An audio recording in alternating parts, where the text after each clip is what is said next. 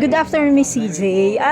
Can you tell us, sino si Miss CJ Hero before maging host ng Entrepinas TV and sino na siya ngayon? Okay, before I hosted Entrepinas TV, I was doing international news every day on Monday. No, actually, it's Monday to Saturday yon. And then also I was a volunteer firefighter. And then more on writing for politics. So after, I think ang turning point ng buhay ko talaga when I decided to have a baby.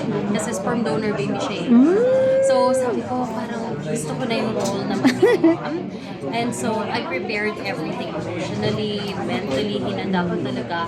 And one of the things na siguro ano na lang, parang nangyari na lang na I had to leave the news.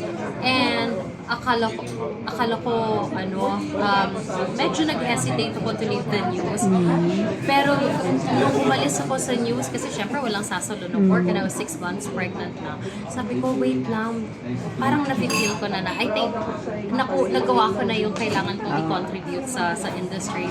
So when I left, sabi ko, bahala na talaga. Basta priority ko muna ito, baby muna tayo. And then when that happened, sunod-sunod dumating yung mga opportunities na mas tama dun sa schedule na gusto ko. Kasi hands-on ako eh. Meron lang akong yaya kapag may work ako. Pero kapag wala ako talaga sa bahay, kami dalawa lang talaga. So sabi ko, I think this is the perfect opportunity na mas hawak ko yung oras ko, ganyan.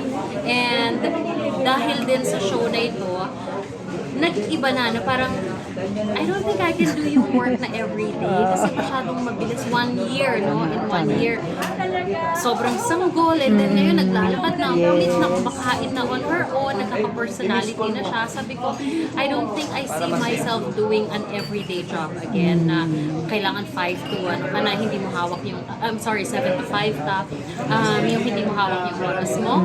So, I think this is a very perfect program for me kasi yun na yung direction na dapat na ginagawa ko or na ina-entertain ko, especially with what I want to do with my life, with what my priorities are.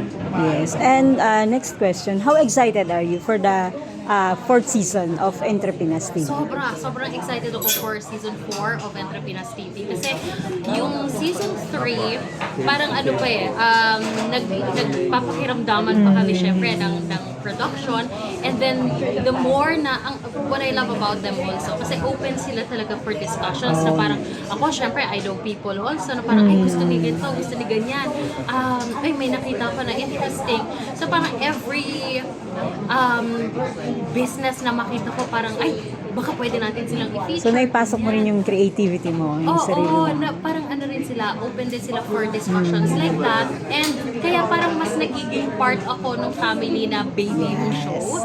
So I'm very excited kasi tulad nga ng sinabi nila, there's just so much that we can feature. So feeling ko mag-i-evolve pa yung show into something na talagang mag-reflect ng personality ng lahat and also mag-reflect kung ano yung need na pwede nating punan sa industriya. Yeah. So please invite our viewers.